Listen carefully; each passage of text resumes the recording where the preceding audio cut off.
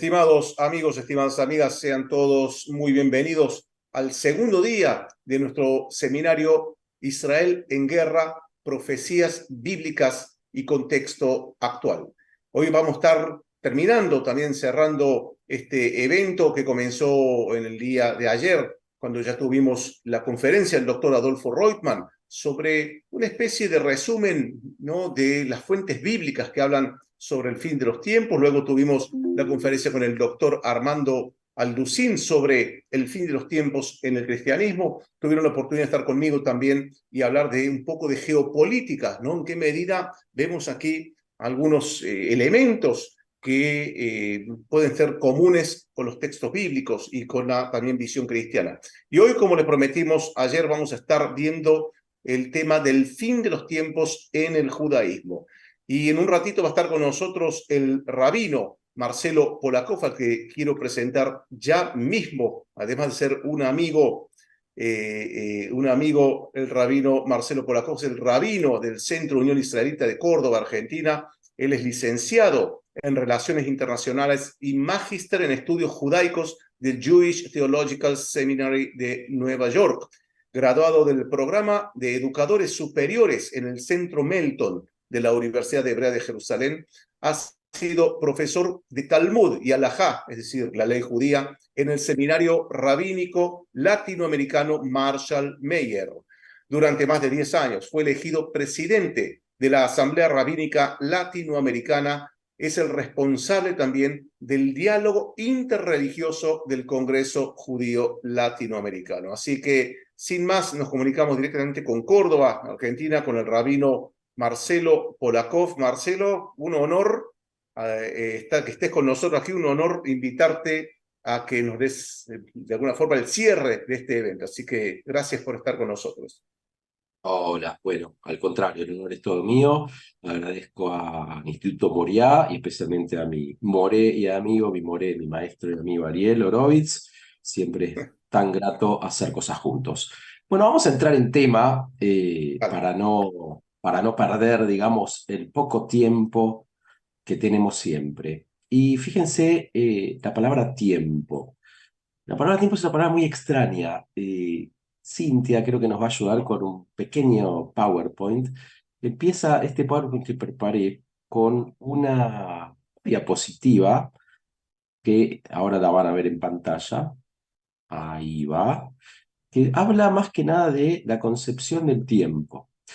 Fíjense que cuando nosotros decimos tiempo, al menos en castellano, pero esto pasa también en otros idiomas, uno empieza a pensar en dos cosas. No solo el tiempo, como dijimos, el tiempo que nos queda para este shiur, para este encuentro, esta clase, sino que uno el tiempo lo nombra a la vez como cómo va a estar el tiempo. ¿No? Va a estar cálido, va a estar soleado, va a haber tormentas y precipitaciones.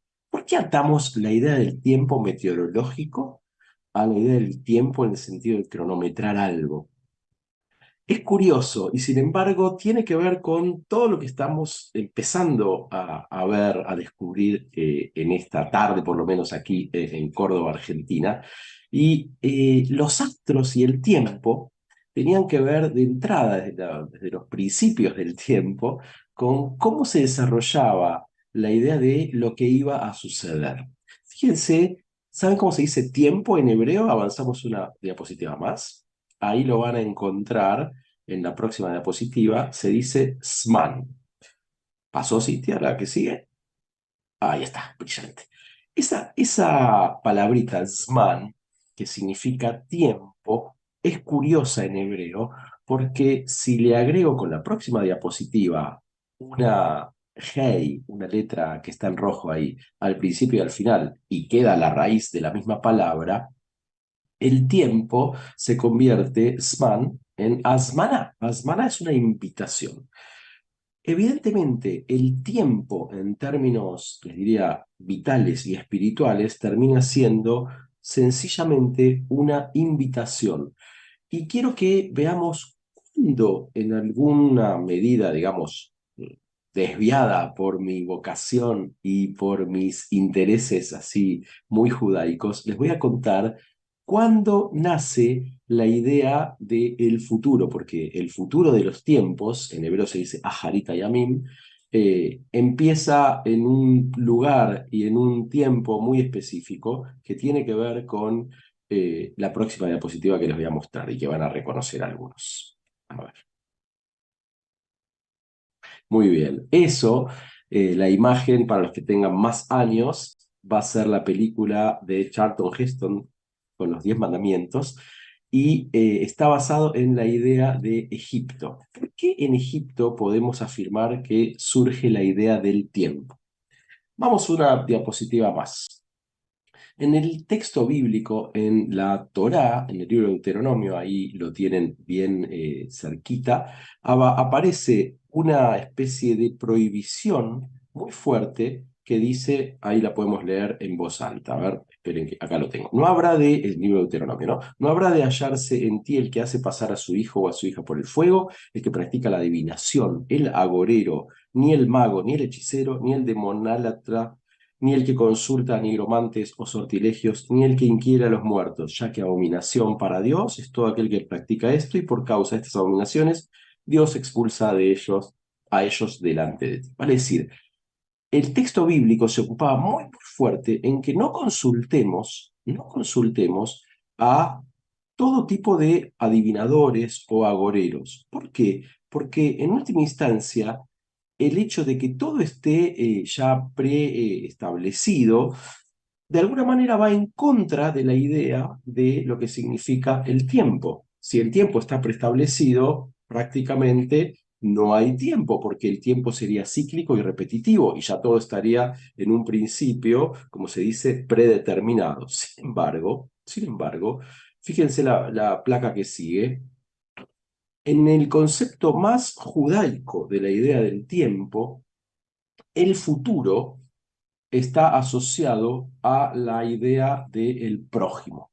Acá tenemos una cita de este filósofo genial que se llama Emmanuel Levinas, ya fallecido, francés, que decía: el otro es el futuro. Me resulta imposible hablar del tiempo en un sujeto solo o hablar acerca de una duración puramente personal. ¿Por qué aparece esta idea en Levinas del tiempo? Porque la idea de lo que viene después, el futuro, y ya vamos a ver cómo nace esta idea en Egipto, la idea de lo que viene después, en el mismo hebreo, pongamos Cintia la próxima diapositiva, está asociada a una raíz que, si acá la ven, aunque no sepan hebreo, no se preocupen, lo que se dice que viene después, lo que es tardío, lo que es mañana, Aharei, Meujar, Mahar, avanzamos a la próxima, todo lo que está referido a la idea del después tiene como raíz hebrea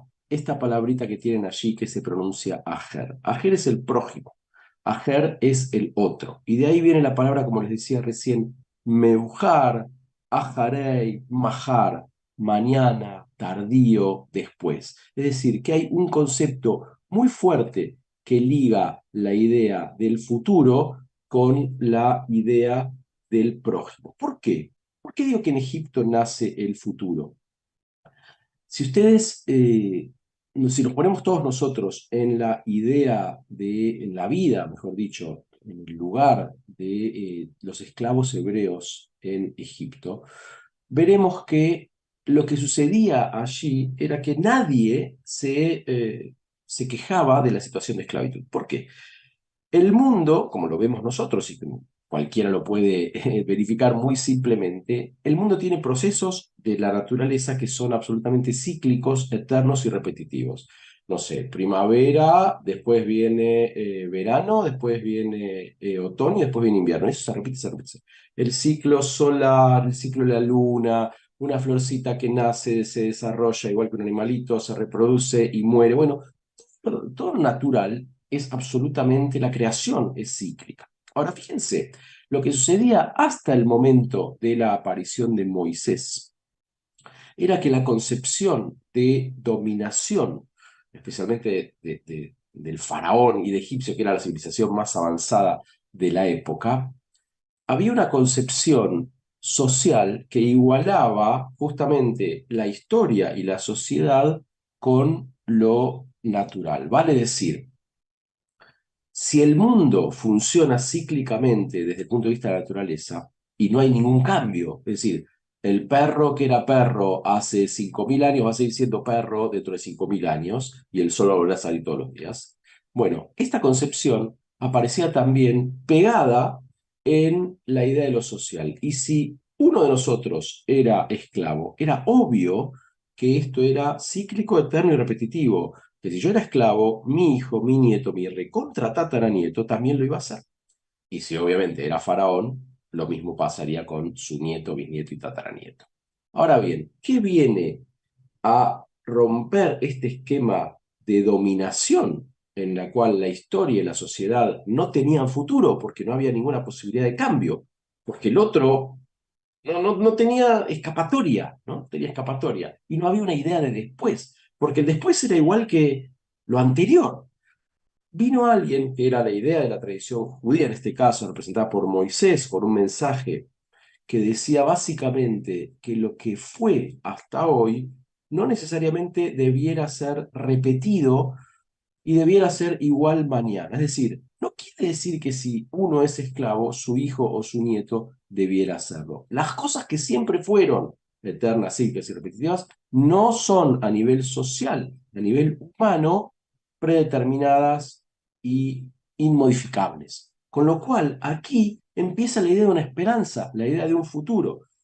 Y en este sentido digo que la fecha del inicio del concepto del futuro nace en Egipto, nace en la rebelión hebrea de un grupo de esclavos en Egipto que se pronuncia fuertemente ante digamos, este paradigma, este modo de pensar la humanidad que tenían los egipcios y después a lo largo del tiempo esto sigue hasta hoy. Obviamente en aquella época, como hoy también, si uno no lo entendía ese paradigma, el poder dominante tenía como dos factores para convencernos. Uno eran los sacerdotes, que lo hacían a través de, bueno, no sé, Ra, Isis, todos los dioses del panteón egipcio venían a explicarnos que uno podía seguir siendo esclavo eternamente.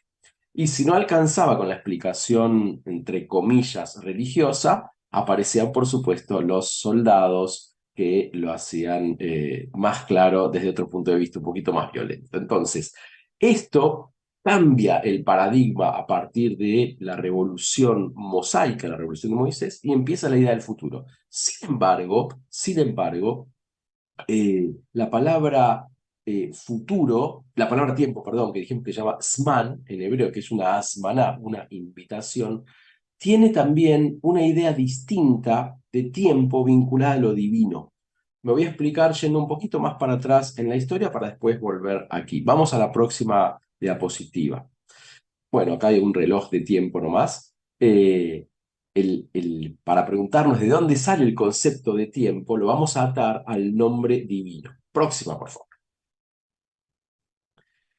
Aquí dice en hebreo Shana Tová, feliz año, y está el dibujito clásico, o la pintura clásica de Adán y Eva. ¿Por qué vamos hasta Adán y Eva y después volvemos aquí muy rápido? La próxima diapositiva les va a mostrar una serie de letras en hebreo, las que están en verde allí, una Yud, una Hei, una Bab y una Hei, conforman el nombre de Dios. Y conforman el nombre de Dios que lo decimos en hebreo es el tetragrama, es decir, el nombre inefable, el que no se puede pronunciar, que no sabemos cómo pronunciarlo, algunos lo terminan leyendo Jehová, o Yahvé, o Yahweh, pero al margen de cómo sea eso, este nombre es interesante verlo así como lo estamos viendo ahora, porque en última instancia la mejor manera de entender estas cuatro letras es darse cuenta que es un cóctel, una especie de mezcla de el tiempo. ¿Por qué?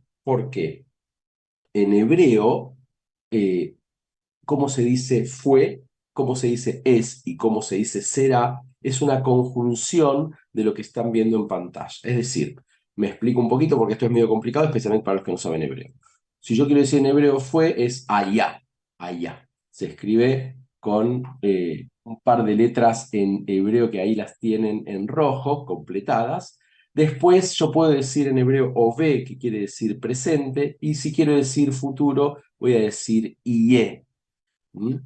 Futuro. Con lo cual, la idea de pasado, presente y futuro, si yo es como que agarro las letras que ustedes ven ahí y hago como un cóctel, así las mezclo, allá o ve y e, escritas en hebreo, quedan en estas cuatro letras representadas los tres tiempos. ¿Por qué? Porque nosotros sostenemos que en lo divino está más allá del tiempo, no hay un tiempo específico para el creador, sino que la eternidad sería su tiempo, y la mezcla de las dimensiones temporales es lo que caracteriza este nombre específico de Dios, que es el nombre más profundo, el nombre más esotérico, el nombre más místico que la tradición judía le asocia a quien obviamente no tiene nombre, porque un nombre siempre define.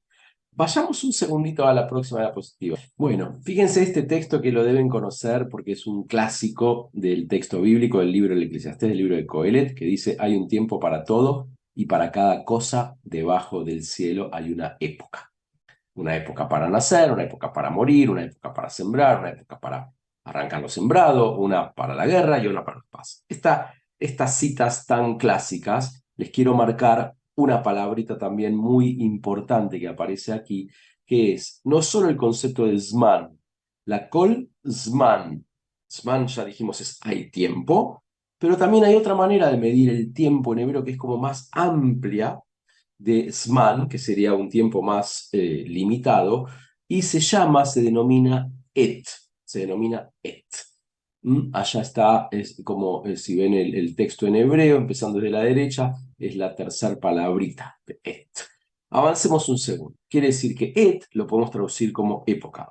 Para que lo recuerden, les puse ahí el loguito, el simbolito de et, porque se escribe como así en hebreo. Avancemos. Miren, et es época.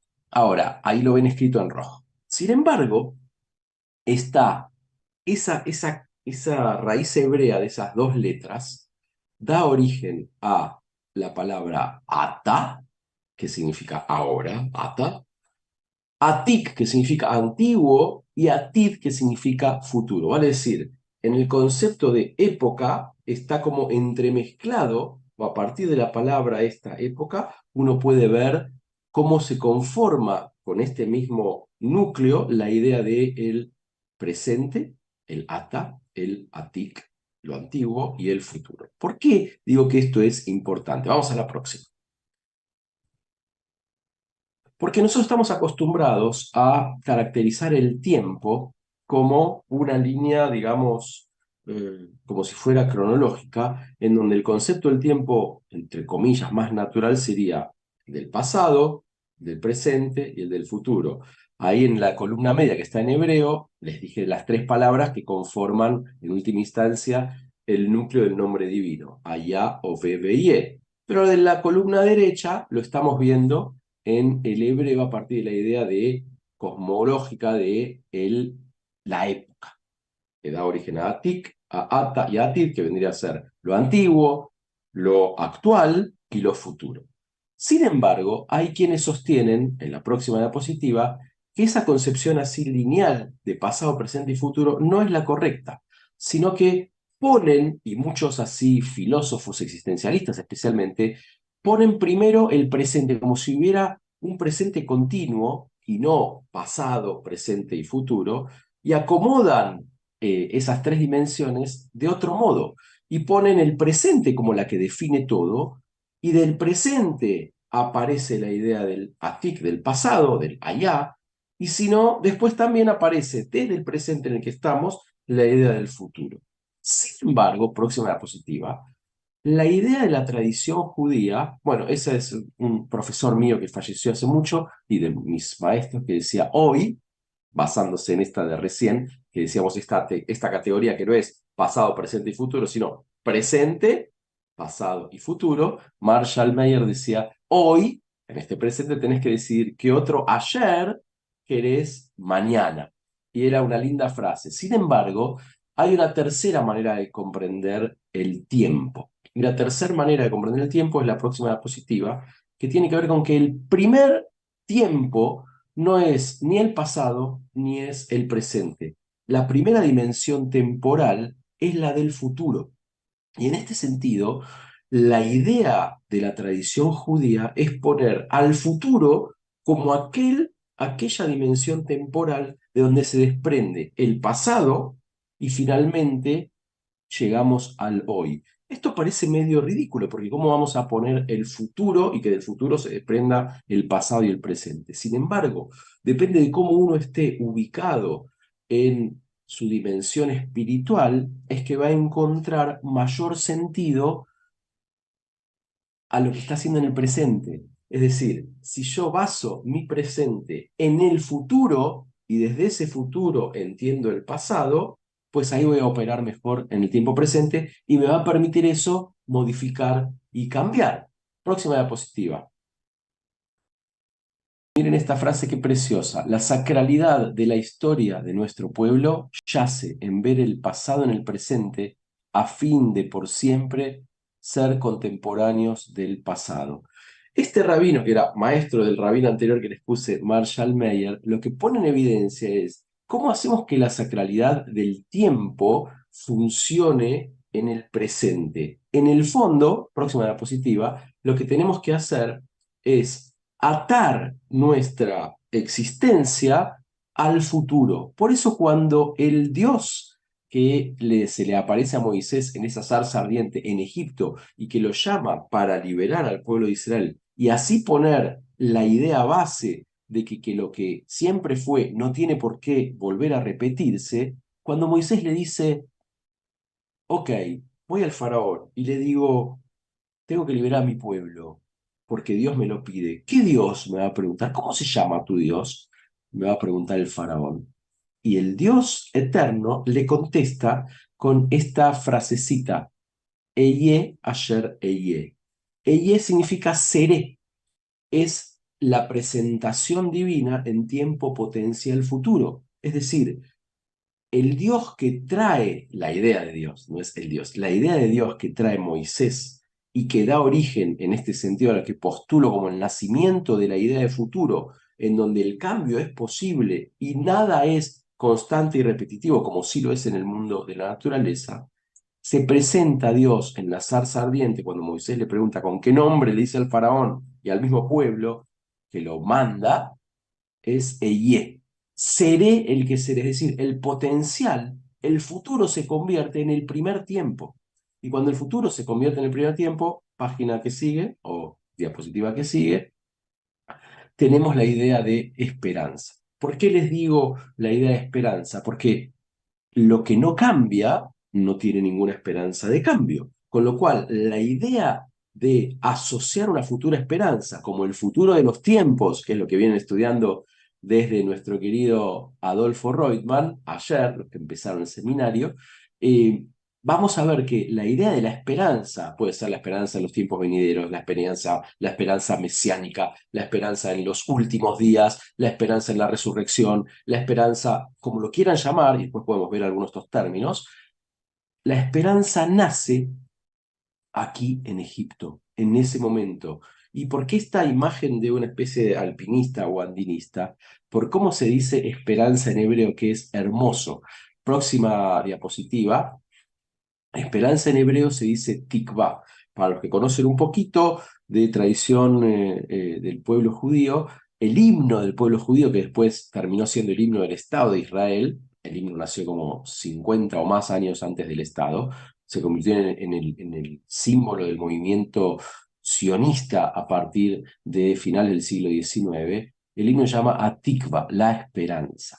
Y la esperanza es uno de los conceptos centrales enfrentado completamente a la idea, por ejemplo, griega, de la civilización griega, de la idea de la tragedia. La tragedia lo que refuerza es la idea de que no hay tiempo, porque no hay futuro, porque la tragedia ya está preestablecida. Vuelve a ser como la dominación a través del ciclo de naturaleza del faraón de Egipto.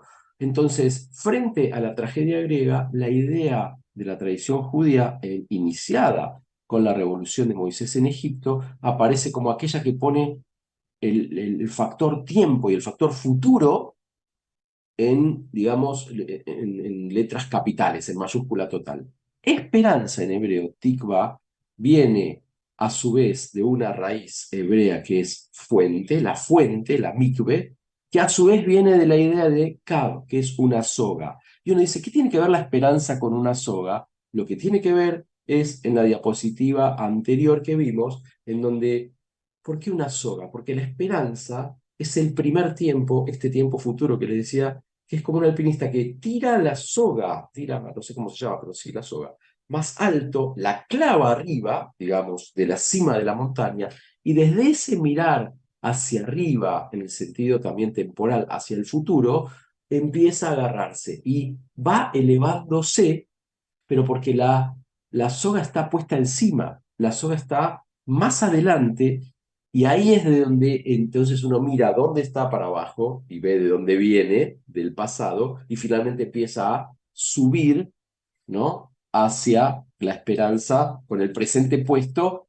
en lo que ya pasó. Es decir, el futuro se convierte en aquello que la soga que uno tira, el cab que uno tira de la tikvá, de la esperanza, para saber de dónde viene, desde abajo que empezó, y ir agarrándose la soga lentamente cada momento. Hasta acá, yo diría ahora, me tomo un pedacito de mi café con leche y les dejo 2, 3 minutitos, si les parece, para dudas, preguntas o comentarios hasta acá y volvemos, que quiero que la segunda parte veamos también cómo avanzamos en la concepción ya no solo del tiempo, sino de lo que se llama en hebreo aharit, lo que vimos de aher, el prójimo, que a su vez es el futuro, cómo se conecta la idea del prójimo especialmente con la idea de tiempo futuro en parte de lo que yo entiendo por la concepción judía. Ariel. Bueno, sí, yo los invito a todos a escribir, por supuesto, las preguntas, como hicimos en el día de ayer, las preguntas en el área del chat. Había una pregunta, había varias preguntas justamente ayer, Marcelo, me recuerdo una que dije que le íbamos a preguntar hoy. ¿Qué tiene en común el judaísmo y el cristianismo en la visión del fin de los tiempos? Si bien todavía no hemos llegado tal vez a ese punto, ¿no? Pero tal vez te lo dejo si querés responderlo ahora o responderlo después, como te parezca. Bueno, en parte lo quiero responder ahora, después podemos avanzar en algo más o profundizar en algo más. Obviamente el mundo cristiano nace en el seno del pueblo judío. El pueblo judío ya tenía, cuando nace el cristianismo, ya tenía 2000 años encima. Es decir, no es de un día para el otro que el cristianismo se desprende de una tradición cultural, religiosa, espiritual que ya tenía 2000 años de historia. Con lo cual, la idea de la esperanza de un tiempo mejor, y uno puede ponerle la palabra Mesías, que después la podemos desarrollar un poquito más, la esperanza mesiánica en el cristianismo termina siendo como más restringida, en parte, ahora lo voy a explicar, restringida a la persona obviamente de Jesús, y en la tradición, y además una idea más personal de una salvación futura ligada a un concepto mesiánico del Hijo de Dios, con algunas reminiscencias que había en los libros de los profetas, que estudiaron seguramente con Adolfo, en el pueblo judío la idea mesiánica va a seguir permanentemente presente, pero no va a estar muy atada a una función personal de lo mesiánico y de la esperanza mesiánica, sino que va a permanecer, básicamente por cuestiones sociopolíticas, más atada a lo que dijimos recién. Así como la idea de futuro nace en Egipto, la idea de futuro en términos de esperanza mesiánica dentro de lo que es el grueso de la tradición judía va a seguir siendo a nivel social. Por eso digo lo del prójimo, porque va a tener que ver con una reconstrucción, una repoblación y un establecimiento de el reino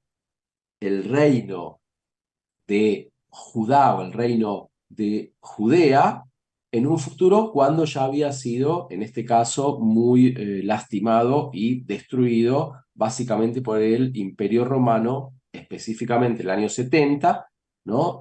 Cuando termina la época, les diría, de soberanía política, aun cuando ya venía ya sin soberanía, pero por lo menos la época de presencia judía fuerte en la tierra de Israel, que después va a tener como 2000 años de éxodo, de galut, de diáspora, que se va a reconstruir en 1948 con el renacimiento del Estado de Israel, mucho de los cuales, digamos, y en este renacimiento de Israel, muchos ven como un renacimiento de la idea mesiánica o un cumplimiento de la idea mesiánica. O sea, el cristianismo lo restringe, no restringe en términos negativos, sino restringe a una idea más personal, después lo universaliza para todas las personas, y el judaísmo sigue sosteniendo esta idea mesiánica, de esperanza mesiánica, como en una reconstrucción de la sociedad que había sido destruida. Puntos suspensivos para después. Bien, vamos, te voy a hacer un par de preguntas. La verdad, hay un par de reflexiones que me gustaría también, lo podemos transformar en preguntas, estas reflexiones. Marta Monasterio dice lo siguiente: en mi opinión, el presente no existe o bien es tan mínimo que inmediatamente pasa a pasado y solo tenemos futuro. Y Tiberio dice: o el tiempo no existe, es solamente una ilusión que el ser humano posee, está en la mente, solo hay un eterno presente y el movimiento del planeta en torno de sí mismo y del Sol. Parecieron dos comentarios que son parecidos, similares, y me gustaría si podrías, Yo, digamos, responder sobre eso.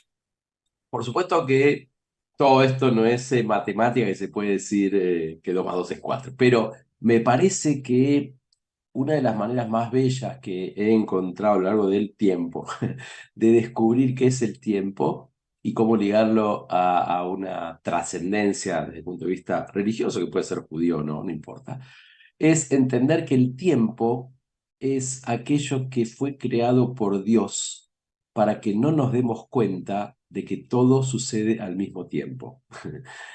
¿Se entiende? Va de vuelta. El tiempo es una excusa que Dios creó para que no nos demos cuenta que todo es simultáneo. ¿Y quiénes son los sabios? Son aquellos que ven en lo que otros ven eh, como se dice cuando una cosa sucede después de la otra, como, no me sale la palabra, bueno, uno ve en simultáneo lo que otros ven en sucesivo, eso es. Es decir, ¿cuáles son los sabios, los que están conectados con lo divino? Las personas sabias son las que ven en simultáneo lo que otros ven de manera sucesiva. Por eso el tiempo termina siendo una excusa con la que Dios oculta el hecho de que todo sucede al mismo tiempo, todo, absolutamente todo. Pero nosotros tenemos que, bueno, tratar de encontrar ese secreto. ¿Te parece una última pregunta y retomamos? Sí, sí, por supuesto. Manuel Tinoco pregunta: en Kabbalah el tiempo es un eterno presente, por lo que sería válido creer que el apocalipsis ya pasó, está pasando y pasará. Esto Bueno, es entiendo lo por que un decíamos. curso entero, ¿no? Me imagino. Por supuesto, pero es lo que decíamos recién. En este sentido, uno puede decir, sí, pasó, pasará y está pasando todo al mismo tiempo. Sin embargo, nuestra percepción humana tiene esta temporalidad que, bueno, tenemos que estar dentro de estos factores. Yo agarraría ahora la idea de, si se fijan, cómo la idea de Aharit, la idea del futuro de los tiempos venideros, vemos que nace en Egipto, puesto así en esta manera de entenderlo.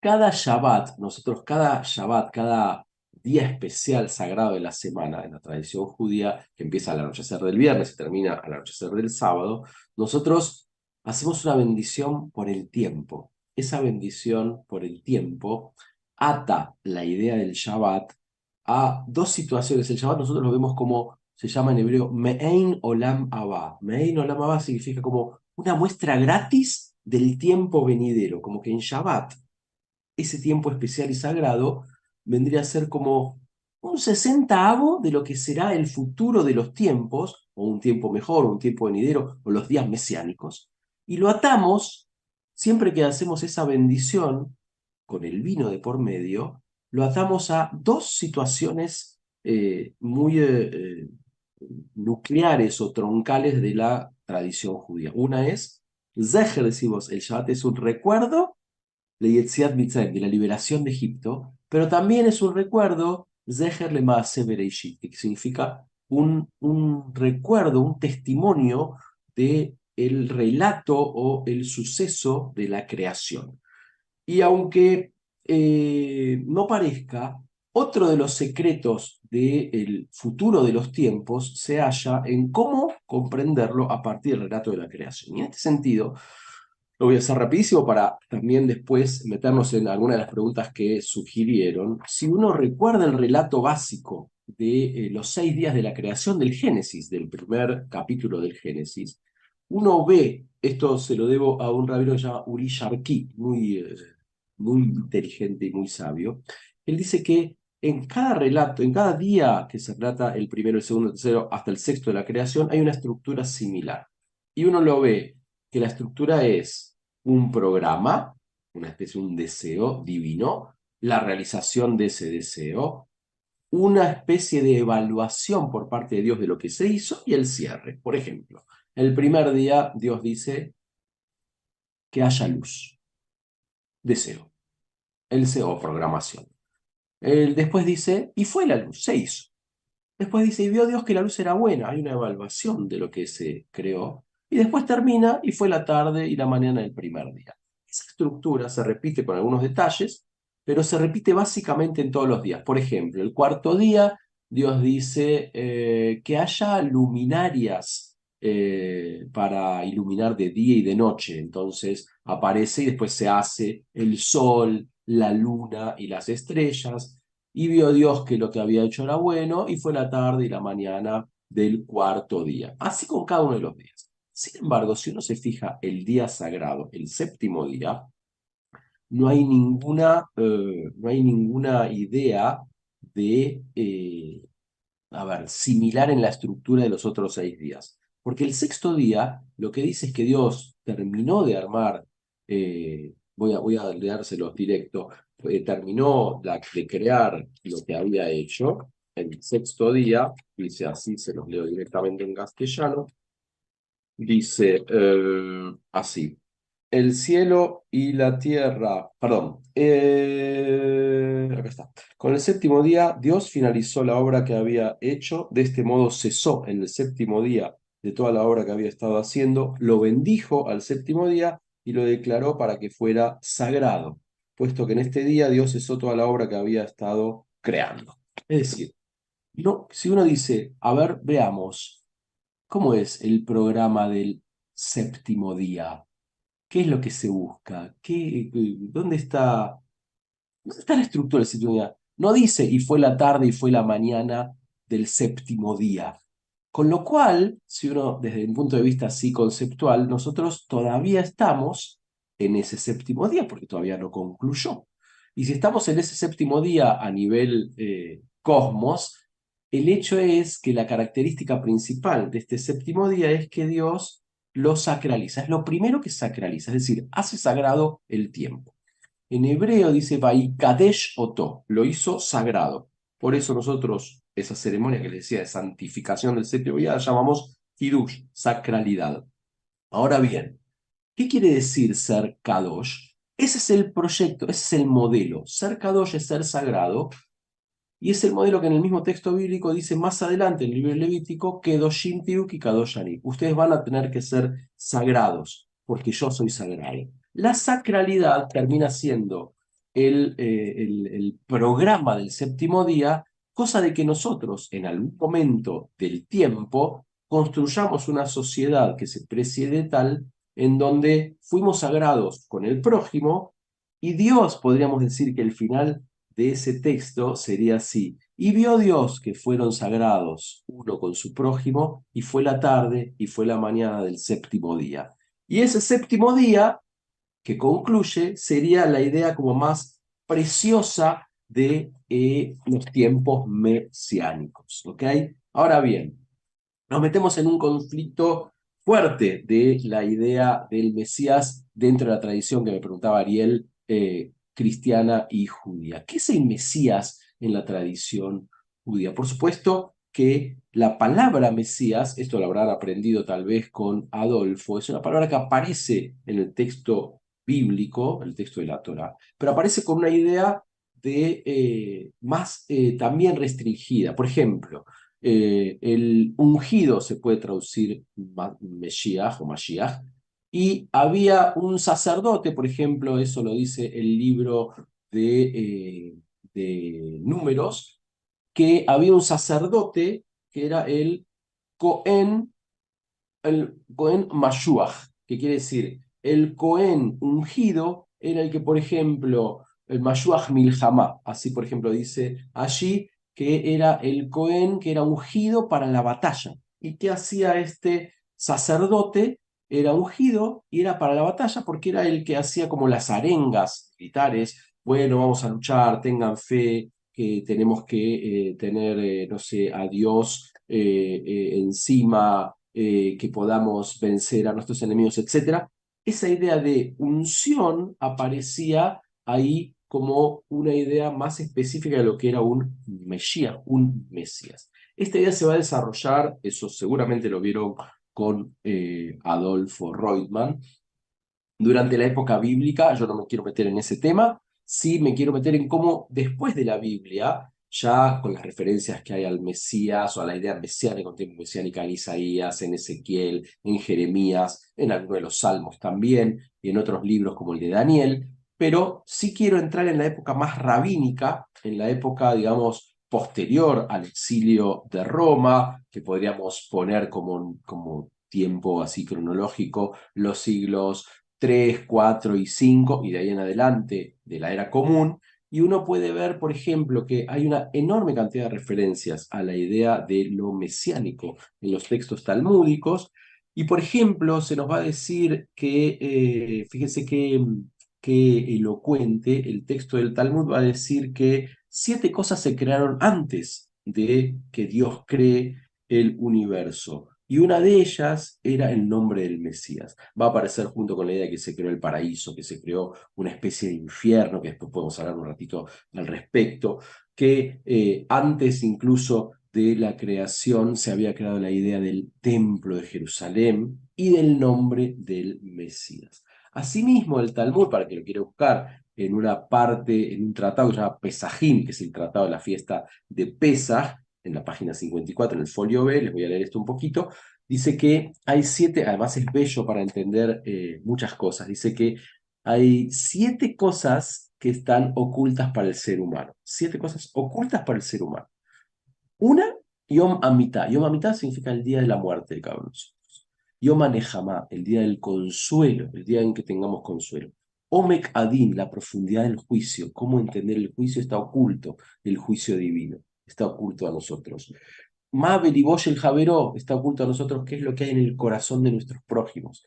Está oculto Bebam Istaker, en qué nos sustentaremos nuestra vida cotidiana, es decir, de qué viviremos. Y ahora escuchen, eh, Matai Tachzor Malhut Bei David. Está oculto al ser humano, por supuesto, en este caso es de la tradición judía, cuándo volverá el reino de David, es decir, cuándo volverá la época mesiánica. Al Mesías nosotros lo llamamos Mashiach ben David, no casualmente el Mesías, el hijo del rey David, el descendiente del rey David. Por eso tampoco casualmente los evangelios empiezan atando la genealogía de Jesús a la historia del rey David, para que también cierre en términos judíos, como era todo judío al principio del cristianismo, en el núcleo principal. Y después dice, Umalhut Hayevet Matai Tikale, que esto es todavía más elocuente en términos de cómo se manejaba la idea mesiánica en ese momento,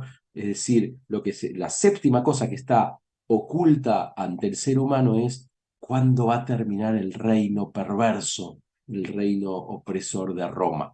Fíjense, la idea de lo mesiánico está otra vez atada a una reconstrucción nacional, ¿no? A una reinstalación de la soberanía judía que había sido pisoteada especialmente por los romanos y quedaba en la memoria histórica la idea de, bueno, de un Mashiach, de un ungido traducido, por lo menos en formato judaico, a la renovación de la dinastía davídica en tierra de Israel. Ahora, esta concepción también incluía lo que hasta hoy se llama, en términos conceptuales, Hevlei HaMashiach. Hevlei HaMashiach significan los dolores del Mesías. ¿Qué quiere decir los dolores del Mesías? Los dolores que van a suceder como parte de la reinstalación de la independencia y la soberanía judía en la tierra de Israel. Esto no iba a ser gratuito ni iba a ser entre algodones, al contrario, hay muchos textos que ponen en evidencia una preocupación muy fuerte de cómo va a ser esto realizado, incluyen violencia extrema, a tal punto que había un rabino muy importante del Talmud que se llama Rab Ula, que decía, me encantaría ver la época mesiánica, pero no soportaría estar presente en la época de los Hevlei HaMashiach, en la época de los dolores de parto, digamos, del Mashiach. Por eso también aparece toda una concepción muy fuerte dentro del pueblo judío que se llama Hishuv Aketz. Hishuv Aketz quiere decir los cálculos del final de los tiempos. ¿Qué quiere decir los cálculos del final de los tiempos? Había en el Talmud, especialmente uno puede, el que le interese este tema, busque en el Talmud de Babilonia, en el tratado que se llama Sanedrín, que sería el tratado sí, Sanedrín se llama. El Sanedrín era como la corte de justicia, entre las páginas 96 y 99. Ahí está como el núcleo más fuerte de pensamiento rabínico sobre la idea del Mesías. En este sentido, aparecen ahí un montón de cuentas de cálculos basados en diferentes opiniones de cuándo llegará la época mesiánica. Y esta tradición de empezar a pensar que los mismos profetas habían así susurrado, e incluso después podemos hablar un segundito también de la idea del número, ya que estamos en este pequeño espacio de cálculos, del número ese 666 famoso que aparece también en el Apocalipsis, esto que le decía de Hishuv Aketz, de calcular los tiempos finales. La tradición judía a lo largo de la historia fue como restringiendo muy fuertemente esa idea y prohibiendo prácticamente hacer esos cálculos, a la vez por una cuestión de que cada vez que se hacía un cálculo y llegaba esa fecha y no había tiempos mesiánicos, también por el hecho de no desilusionar a la gente. Y si uno ve la historia judía, también ve que en distintos siglos aparecieron lo que después se llamó conceptualmente la idea de los falsos mesías, de algunos famosísimos como Shabbatai Tzvi, pero siguieron apareciendo, incluso hasta hoy algunos consideraban al último rabino, el Rebbe de Lubavitch, como mesías dentro de sus seguidores, un rabino muy importante de Nueva York que falleció en 1994. Pero todo esto hacía que esté en la tradición judía cada vez se refuerce más la idea de está prohibido hacer cálculos para justificar cuándo vendrá el Mesías.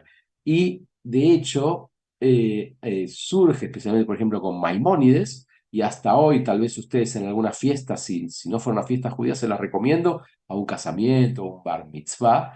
Una de las canciones más así bellas que aparecen siempre se llama Mashiach, que es esa que dice Mashiach, Mashiach, Mashiach, hoy, hoy, hoy, hoy, hoy, hoy. Hay un chiste muy malo que dice, ¿cuándo vendrá el Mashiach, el Mesías? Hoy, hoy, hoy, hoy, hoy, hoy.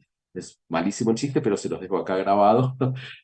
Sin embargo, Maimónides les decía que dentro de sus 13 principios de fe, esa canción está basada en eso, le decía, Afalpiche itmamea incolsea jaque lo bejol yom sheyabó, que quiere decir que yo creo en la llegada del Mesías, pero aun cuando se demore, Afalpiche itmamea, yo todos los días espero su llegada. Y en realidad la llegada del Mesías en términos judíos, más allá de que implicaría lo que sería por un lado en hebreo kibbutz galuyot, es decir, la reunión de las diásporas en Israel, cosa que, bueno, uno puede decir ya se ha reiniciado desde el movimiento sionista, implicaría Shiabud Malhuyot, que quiere decir que el pueblo judío no estaría esclavo. También implicaría en otras lecturas y en otras imágenes rabínicas la reconstrucción del tercer templo de Jerusalén, la idea de que un rey, como decía el mismo Maimónides en el siglo XII, XIII, decía, no se imaginen que el Mesías va a ser un ser que haga milagros, ni que innove en términos así vitales, sino que va a ser un rey de carne y hueso, que va a hacer que el pueblo de Israel vuelva a tener soberanía en su tierra, que va a conducirlo a la paz, después de, bueno, esos dolores mesiánicos que a veces incluyen toda esa tradición apocalíptica de Gog y Magog, que aparece mencionada también en los textos bíblicos.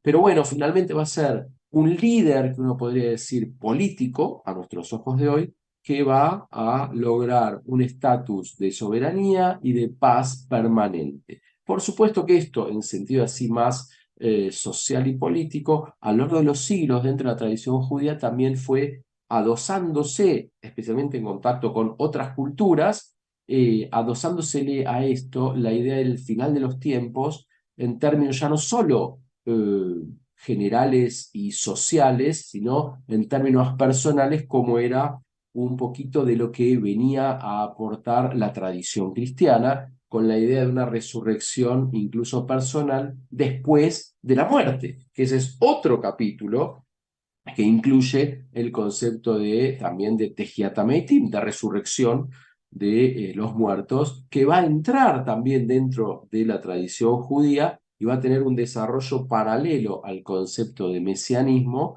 que si quieren hacemos ahora una mini pausita y lo desarrollamos en un ratito más. Ariel, hasta acá, sumamos algunas preguntas, dudas o comentarios. Bueno, dale, si te parece, seguimos con un par de preguntas más que están surgiendo aquí. Pregunta Antonio, si según esta apreciación del tiempo para los judíos, ¿ya estamos en los tiempos de la venida del Mesías, hijo de David? Buena pregunta. Fíjate, el que preguntó cómo era que se llamaba, ¿qué dijiste? Antonio se llama. Antonio, Antonio, Antonio, sí. Antonio, muy bien, Antonio. Es una pregunta absolutamente brillante, porque en realidad, fíjense, nosotros en la tradición judía, ya desde los primeros años de la independencia de Israel, hay así como las comunidades de la diáspora, hacemos una oración por el bienestar de Israel. No sé, yo en Argentina, por ejemplo, cada vez que leemos la Torá, por ejemplo, los sábados a la mañana, se termina de leer la Torá, esa es una serie de bendiciones, nosotros hacemos una bendición por la Argentina, por nuestro país, y también se hace una bendición por el Estado de Israel. Esa bendición por el Estado de Israel empieza diciendo que Israel es Reshit Tzmichat Geulatein. ¿Qué quiere decir? El principio del florecimiento de la redención. Y lo decimos en voz alta. Es decir, parece como la primera etapa, ¿no? Uno diría, bueno, un checklist, ok. Hubo ya reunión de las diásporas, checklist. Hubo reinstalación de la soberanía judía en la tierra de Israel, ok. Bueno, la que nos está faltando es paz. Espero que llegue muy pronto, pero no parece serlo, lamentablemente. Pero en cierta manera, esta discusión de la pregunta de Antonio es una discusión que sigue permanentemente presente en nuestros sabios hasta hoy en día. Hay quienes sostienen muy fuertemente que esto es así, que es el principio de la redención, por lo menos de la tierra de Israel y en tiempos mesiánicos en este criterio, y hay otros que no, que lo niegan. Como ustedes saben, no hay en la tradición judía una especie de catecismo o de dogma que podamos decir sí o no muy fácilmente. Y esto, bueno, lleva un abanico de opiniones, pero hay muchos que sostienen que lo que dijo Antonio, sí, es así, que hay un renacimiento de los tiempos mesiánicos o un cumplimiento de las ideas de lo que sería el mesianismo en este sentido. A mí me gusta leer la palabra Mesías. Si ustedes les escribo acá, Mesías, se los escribo acá en el hebreo y se los muestro acá en una hojita. así con una letra muy fea mía, pero bueno, ¿se ve algo ahí? ¿Se ve ahí? Se ve algo, alejalo un poquito más. Ahí, Ahí. a ver, ahí, Bueno, ahí está, ahí está. muy bien. Ahí dice Mashiach o Meshiach. Pero esta letra, esta, que es la Shin en hebreo, esta letra puede ser a la vez una S o una Sh. Entonces yo puedo leer acá Mesías. Mesías, como el hebreo no tiene puntitos y da libertad para leer, una bella manera de leer la palabra Mesías, que significa ungido, es leerla como Mesías. Y Mesías es el que dialoga. ¿Mm? Con lo cual, la época mesiánica a la larga, en este sentido, uno puede verla como no aquella de una cuestión política, sino la idea de que el Mesías, es aquel que va a permitir diálogo. Y cuando hay diálogo no hay violencia, porque cuando se acaba el diálogo es cuando viene la violencia. Entonces, una idea también bastante preciosa, por lo menos a mis ojos, de las épocas mesiánicas es cuando haya más Mesías que Mesías, cuando haya más diálogo, ¿no? Que salvación. El diálogo trae salvación. ¿Qué más, Ariel? Dale, vamos con más preguntas.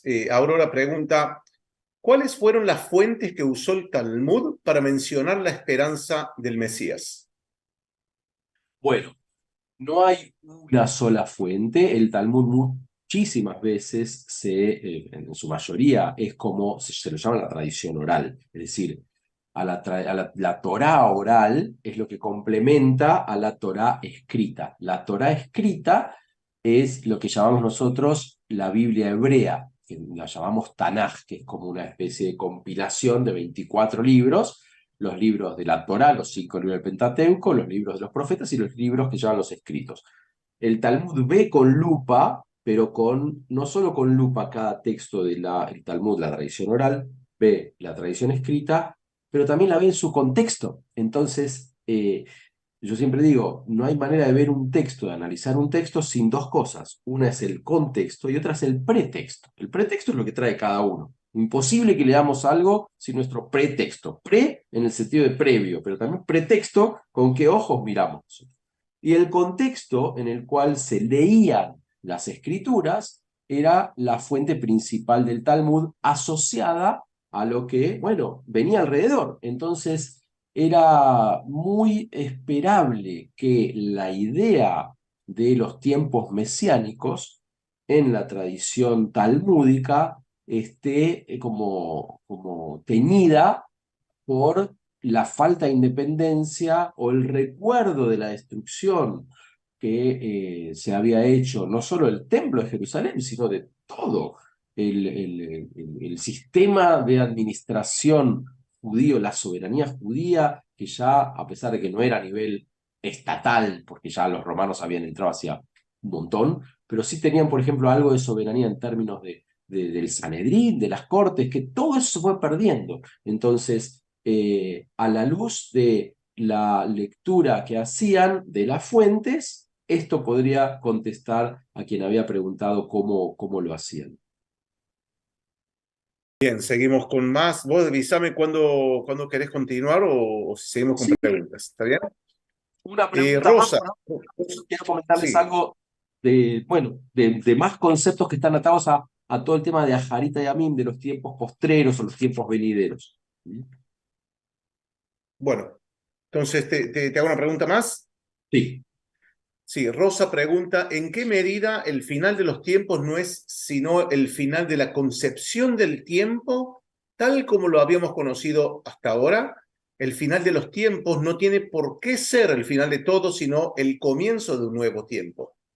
Bueno, eso es espectacular porque en realidad, si lo ato a lo que explicamos antes del séptimo día, si nosotros decimos que estamos a nivel cosmológico en el séptimo día porque todavía no sacralizamos, el final de los tiempos, ¿qué va a ser? El octavo día. Y el octavo día, en la tradición hebrea, justamente es aquello que dentro de lo de hoy muestra un poquito del mañana. Les explico. Todo lo que tiene que ver con lo octavo en el texto bíblico, especialmente en la concepción judía posterior, tiene que ver con un poquito del futuro que ya se ve hoy. Al octavo día es cuando se inauguró lo que se llama el Mishkan, el templito móvil en el desierto, ¿no? Y se inauguró un día octavo. Al octavo día es la próxima fiesta, que el jueves que viene por la noche es la fiesta de Hanukkah, que es la fiesta de los 8 días. La fiesta de los 8 días es entrar en lo que sería el octavo milenio, si uno agarra y dice también, porque esta es una operatoria típica de los Mekubalim, de los místicos de la Kabbalah, y dicen, los salmos dicen, que Elef Shanim Beineja que Yomet Molki Abor, que quiere decir, porque a tus ojos, Dios, Elef Shanim, 1000 años, son como un día. Entonces, ¿qué hacen? Hacen una operación espectacular. Dicen, los 6 días de la creación, no, no son 6 días, son 6 milenios. El séptimo milenio vendría a ser en el cual nos hallamos el del tiempo venidero para que lleguemos al octavo y se reconstruya el templo de Jerusalén en los 8 días de Hanukkah. Tengamos la permanencia, y lo que dice la señora que preguntó, tengamos la experiencia al final de los tiempos y contemos el tiempo de otra manera. Entonces, sí hay algo de eso en lo que estamos explicando y que está también sugerido por estos días de la creación, como les decía antes, el séptimo milenio en el cual estaríamos transitando antes de llegar a reconstruir el templo en el octavo. Pero son categorías metafóricas, pero que son apropiadas para este encuentro. Avanzo un Bien. poquito más. Última Dale, avanza un bloquecito, poquito y después ¿me seguimos con parece? más. Dale. Muy Sí, sí. bien. Ya tenemos como una hora que pasamos, pero quiero por lo menos 2 o 3 puntitos. Cada una de estas cosas, como ya es obvio, tienen bibliotecas enteras y nosotros lo que estamos haciendo como abriendo puertitas nomás para que después cada uno pueda seguir su búsqueda personal o podamos reencontrarnos en otros seminarios. Sin embargo, hay 2 o 3 puntos que quiero solo mencionar, pero que me parecen relevantes que lo conozcan porque no es algo muy conocido. Por ejemplo, la idea del infierno. La idea del infierno. ¿Saben cómo se dice infierno? Es muy lindo. Ariel una vez me llevó al infierno, les quiero decir, me acompañó al infierno. El infierno es el infierno en hebreo se dice Gehenna o Gehinom. Gehinom. En hebreo, Gei es valle, y Hinnom eran de los inumeos. Y es un lugar físico, geográfico, que hoy se ve, es como al ladito de la muralla de Jerusalén, allá está la Cinemateca, que es un lugar precioso, y uno puede ver con sus ojitos el Valle del Hinnom. ¿Por qué el infierno era el Valle del Hinnom? Miren qué sabiduría en esto, en esta idea de ponerle ese nombre a ese lugar.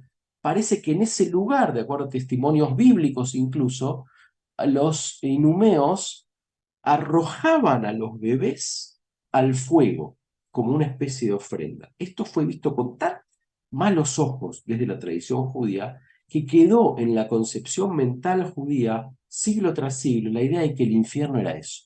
Cuando uno tiraba a bebés al fuego, una cosa de locos. Bueno, lamentablemente lo que pasó con el Hamas el 7 de octubre nos hace recordar esas prácticas. Ahora bien, el infierno después fue creciendo en metáfora y se transformó también por contacto especialmente con el mundo persa, a veces con el mundo babilónico, con el zoroastrismo, se convirtió también en una idea que fue instalándose dentro del mundo rabínico, porque no había ninguna referencia a esto en texto bíblico. En el texto bíblico se nombraba el Sheol, el Seol, a veces dice en castellano, como una especie de vida de ultratumba que en el final de los tiempos de ahí renacería otro concepto, en la resurrección, que quiero decir un segundito, de ahí renacerían aquellos que estaban allí como en una especie de dormida eterna. Ahora bien, esto les decía del infierno, después fue cobrando como una existencia específica, diferente por supuesto a la tradición cristiana, pero la tradición judía, el Geinom o la Gehenna, se empezó a desarrollar a partir de esto que les estoy diciendo, y después se transformó como en un lugar también no sin desacuerdos, ¿no?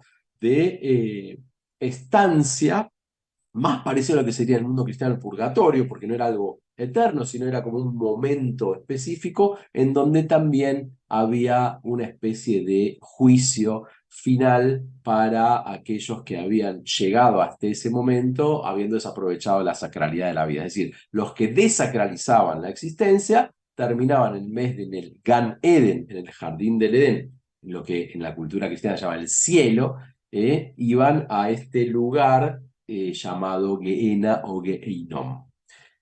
Un punto. Otro tiene que ver con esto de Tejiat Meitim, la resurrección de los muertos, que se mezclaba con, por supuesto estoy diciendo rapidísimo, pero estamos así, medio urgidos por el tiempo, pero se mezclaba la idea de resurrección del cuerpo con el tema de la inmortalidad del alma. Fíjense, la cultura griega claramente separaba cuerpo de alma. Esto entró muy fuerte en la tradición cristiana especialmente, pero la tradición judía tuvo un problema muy serio porque en el texto bíblico, por ejemplo, prácticamente no hay ninguna separación entre cuerpo y alma. Vienen como de la mano, pegados. Y en general, toda la cultura judía, después, más adelante en la historia, sí se empezó a separar estos dos conceptos, justamente por el contacto con la cultura griega, pero en la tradición judía, cuerpo y alma venían como pegados. Entonces, había un conflicto, porque si el alma era inmortal, ¿cómo iba a ser el alma sola inmortal? Tiene que aparecer la resurrección de los muertos, lo que en hebreo se llama Tejiat Ameitim. Y empieza a ver, con algunas referencias, por supuesto también bíblicas, desde el profetismo, qué sé yo, por ejemplo, de Ezequiel, empieza a ver algunas referencias a, si uno ve el capítulo 37, por ejemplo, de Ezequiel, tal vez lo vieron con Adolfo, pero es espectacular la imagen porque es la famosa parábola de los huesos del valle, de los huesos secos, que empiezan a recobrar vida, eso lo ve Ezequiel, y empieza a recobrar vida, pero finalmente no pueden. Y Dios promete que finalmente, en un tiempo futuro, bueno, de las tumbas los va a reunir en la tierra de Israel y van a renacer. Toda esa escena, increíblemente, termina con el himno que vimos hace un rato de la Tikva, porque está tomado de un versículo del libro de este capítulo del libro de Ezequiel, donde dice, Avda Tikvateinu, se perdió nuestra esperanza. Y el compositor de la Tikva, del himno, le pone en el estribillo más importante, dice, Lo Avda Tikvateinu, no se perdió nuestra esperanza y los huesos secos retornarían. Por ende, otra vez se mezcla en la idea de una resurrección de cuerpo con el alma, la idea del tiempo mesiánico de resurrección nacional, ¿no? Los huesos secos del holocausto vuelven a tener vida, de algún modo, en la independencia del Estado de Israel, 3 días después, todavía con el humo de Auschwitz ahí fresco, vuelve a tener esta idea de Ezequiel como reminiscencias en la cultura judía y la idea justamente de la esperanza tomada justo de ese capítulo que les decía. Pero la idea de Tejiat Meitim, de la resurrección de los muertos, finalmente hay un texto hermoso, esperen que se lo busco un segundo, a ver si lo tengo por acá, del Talmud, que para mí es una de las bellezas en todo este tema de escatología, de tiempos mesiánicos, de resurrección, de vida venidera. Acá está. Está en el Tratado de Sanedrín 91a para el que lo quiera buscar. Está en arameo puro, les leo un poquito de arameo para que tengan un gustito del arameo, especialmente el mundo cristiano, que era la lengua de todos los días de Jesús, que sabía también hebreo. Dice, Amalei au mina, le gebayei ben psisa. Dice, un pagano romano le dice a un tal Gevia ben Pesisa, le pregunta, dice, uy, pobre de ustedes, dice, de Ambritum Meitei Hayei, que quiere decir, ustedes que dicen que los muertos van a renacer, dice, de Haim Meitei, los que están vivos se mueren, de Meitei Haim, o sea, los que están vivos se mueren, no los muertos viven. Entonces le dice el romano así, qué tontos que son, ¿no?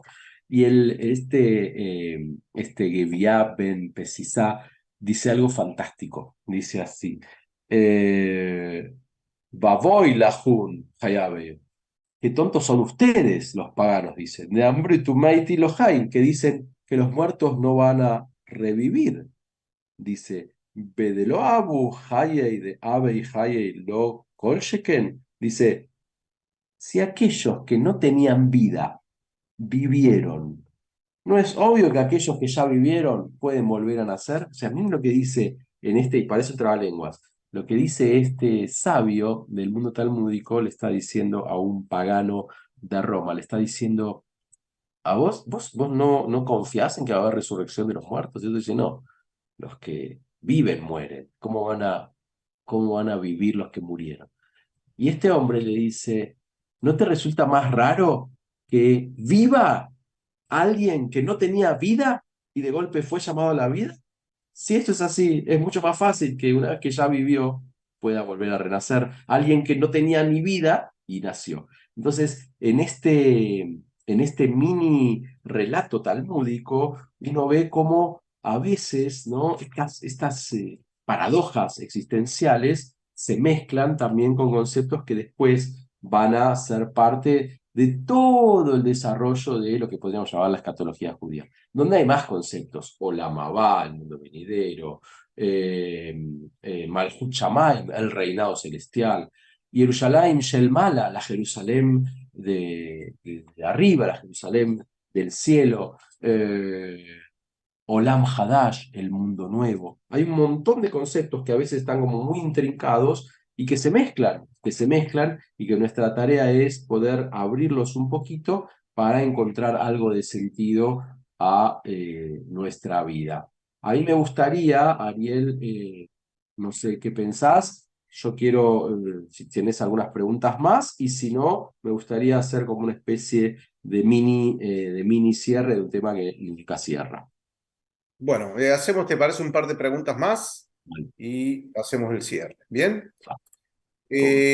Bueno, pregunta Salomé si hay, digamos, y otros también preguntaron si hay consenso dentro de las diferentes líneas del judaísmo que antes de la venida del Mesías deberá ser reconstruido el templo.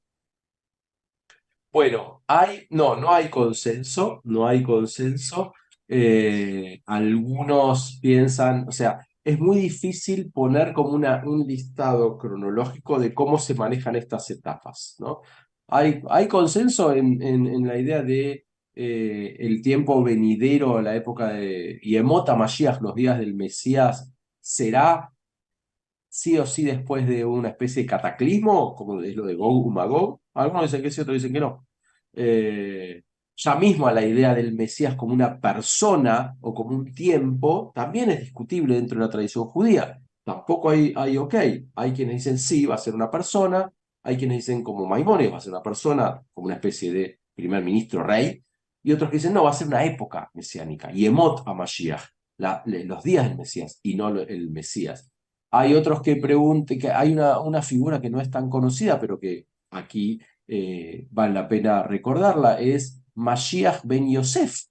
Por si no fuera poco el lío que tenemos, ya no es solamente Mashiach ben David, es decir, el Mesías descendiente de la casa de la dinastía davídica, sino que hay toda una literatura judía antigua de que hay un Mashiach ben Yosef, un Mesías de la tradición de José, otros dicen de la tradición de la tribu de Efraín, que va a ser como una especie de precursor. Algunos dicen que este Mesías va a ser un jefe militar que va a morir en esa batalla así apocalíptica de Gog y Magog. O sea, hay como le diría, una gran diversidad de pensamientos y de qué viene antes, si el templo se reconstruye y eso será la evidencia de la época mesiánica, o no, cuando venga el Mesías después se va a reconstruir el templo. O sea, es realmente nada sencillo porque hay una diversidad enorme de opiniones y de tradiciones que se conjugan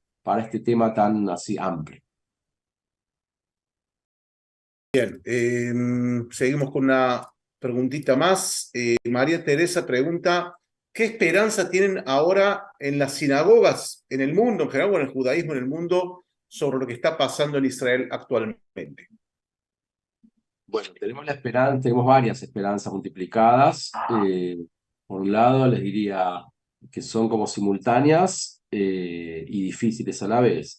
Una de las primeras es que todas las personas que están secuestradas eh, vuelvan a sus hogares como corresponde, ¿no? El secuestro es uno de los delitos más terribles. Ya en el mismo en los 10 mandamientos aparece lo que la mayoría de la gente traduce como no robarás en el octavo mandamiento. En realidad, en hebreo, en la tradición judía, también se puede leer como no secuestrarás, ¿no? Y esto es muy terrible. Esta es una de las primeras, digamos, deseos o esperanzas. El segundo es que, por supuesto, sea terminado la amenaza al terrorismo. En la tradición judía, siempre la paz, digamos, es una construcción difícil, pero que a veces es distinto en este caso la tradición cristiana, porque en la tradición judía a veces para conseguir paz hay que utilizar la violencia, y eso es paradójico, pero no se puede frenar la violencia solo con gestos pacíficos. Es decir, cuando uno es atacado, no solo la tradición judía permite el uso de la violencia para frenar los ataques, sino que a veces es hasta obligatorio. Eh, Son temas muy éticamente difíciles, pero que también hacen a nuestro tema, porque de hecho, ¿cómo podés lograr redención si falta esa cuota de paz? Ahora, ¿cómo podés lograr paz? Israel es una muestra enorme de que se puede lograr paz con quien quiere hacerlo. Se logró la paz con dos de los países más importantes que reina Israel desde hace muchos años, como son Egipto y Jordania. Y se logró la paz con otros países ahora también en los acuerdos de Abraham. Israel entregó más del triple del territorio como el Sinaí, para lograr solo paz. Entonces, son paradojas, pero me parece que si yo tengo que resumir el mundo judío en nuestras sinagogas por fuera de Israel, y yo creo que también dentro de Israel, en términos generales, lo que busca ahora es tener paz con sus vecinos, terminar con el terrorismo, porque con el terrorismo no se puede dialogar. Es así como terminó la alianza que lideró Estados Unidos, terminó con el ISIS y con Saddam, no, ¿cómo se llamaba? Se me fue el nombre. El líder del ISIS, bueno, se me fue ahora el nombre. Eh, Abu Bakr, no, ¿no? no, ¿cómo se ISIS, llamaba? Abu Bakr, Abu Bakr. ¿no? Bueno, ya se me marea ahora, pero no importa. Lo que quiero decir es, hay que terminar con el terrorismo, hay que establecer la paz con el mundo palestino. Ojalá haya dos estados pronto en convivencia, que haya un estado palestino ya, eso es mi opinión, la de todos. Y bueno, eso. Y que vuelvan los secuestrados en paz. Y bueno, que haya paz en la región para todos. Secuestrados, lamentablemente, no están solamente los casi 200 israelíes que quedan ahí, sino que en Gaza están secuestrados por el gobierno de Hamas todos los pobladores de la franja de Gaza. Ariel. Dale, no, si querés podemos hacer el cierre Bueno, entonces. ¿Está y me bien? gustaría contarles un rabino sin contar, no es rabino, sin contar una historia. Entonces les quiero contar una historia que me parece muy apropiada para el tema de tiempos venideros y Mesías. Les quiero, primero para entender el cuento, en la concepción judía, cuando anteriormente, incluso hoy también, ¿no? Esto a veces lo vemos por el tema climático con el que empezamos. ¿Se acuerdan? Empezamos con el tiempo climático y el tiempo cronológico. Se pensaba que cuando había, por ejemplo, una sequía o llovía poco, que era lo mismo, la culpa era de la gente, no era de la naturaleza.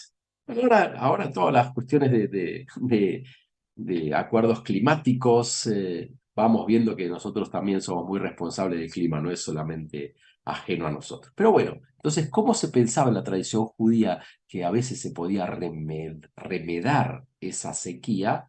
Se organizaba una especie de ayuno comunitario y mucho rezo. Bueno, entonces se cuenta que en un pueblito allí el típico pueblito rural de Polonia o de Rusia del siglo, no sé, 18, había una sequía terrible, terrible, terrible, terrible. No, no llovía, no llovía, no llovía, no llovía. Se reúne la gente de la comunidad del pueblito y decretan un tzom, un ayuno. Mañana, día de ayuno. Listo. Todo el día de ayuno. y que la gente tenía que ir a la sinagoga y que, bueno, al final del día, al anochecer, se iban a encontrar todos en la sinagoga después de haber ayunado, que eso iba a traer lluvia. Bueno, la gente empieza a ir, se hace oscuro, atardece y la gente empieza a ir a la sinagoga, está todo el pueblito en la sinagoga, ¿y quién faltaba? Faltaba el rabino. Entonces la gente empieza a decir, ¿dónde está el rabino? ¿Dónde está el rabino? ¿Dónde está el rabino? Se organiza un grupito de 3 o 4 personas que dicen, nosotros vamos a buscarlo. Van a la casa, obviamente. Caminan unas pocas cuadras, era un pueblito chiquito, y lo ven al rabino en la ventana. Está leyendo algún texto, está estudiando. Le golpean la puerta. Pase. Dice, rabino, estamos esperando la sinagoga. Dice, ¿para qué? Como para que, dice, usted sabe que decretamos un día de ayuno, que hay que hacer oración, ayunamos todo el día y bueno, ahora nos encontramos en la sinagoga para terminar la última plegaria, la plegaria nocturna. Y el rabino nos mira y le dice, pero no, yo no voy. Dice, pero cómo no va a venir? Usted es el rabino.